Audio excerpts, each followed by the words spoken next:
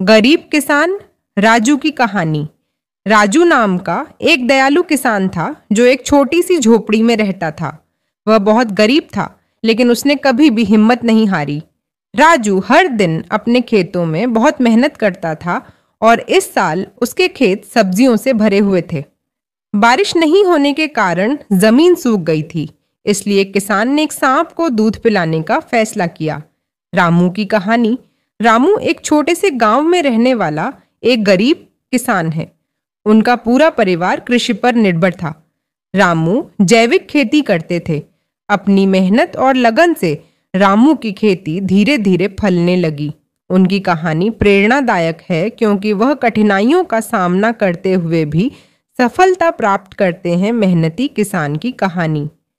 एक किसान बहुत मेहनती था, लेकिन उसकी फसल अक्सर खराब हो जाती थी। एक दिन भगवान ने उसे मौसम को नियंत्रित करने की शक्ति दी। किसान ने अपनी फसल को किसी भी नुकसान से बचाया, लेकिन जब उसने फसल काटी तो उसने पाया कि उसमें कोई दाना नहीं था।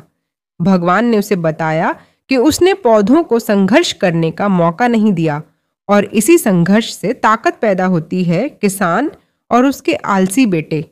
एक किसान के दो आलसी बेटे थे। किसान को उनकी बहुत चिंता थी, इसलिए मरने से पहले उसने उनसे कहा कि खेत में खजाना गड़ा हुआ है।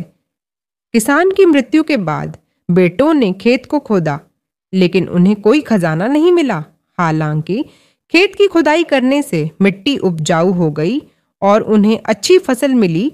इस्माइल भाई की कहानी। रामपुरा गांव में इस्माइल भाई नाम का एक किसान रहता है। उनके पिता को खेती में नुकसान हुआ, लेकिन इस्माइल भाई ने हार नहीं मानी।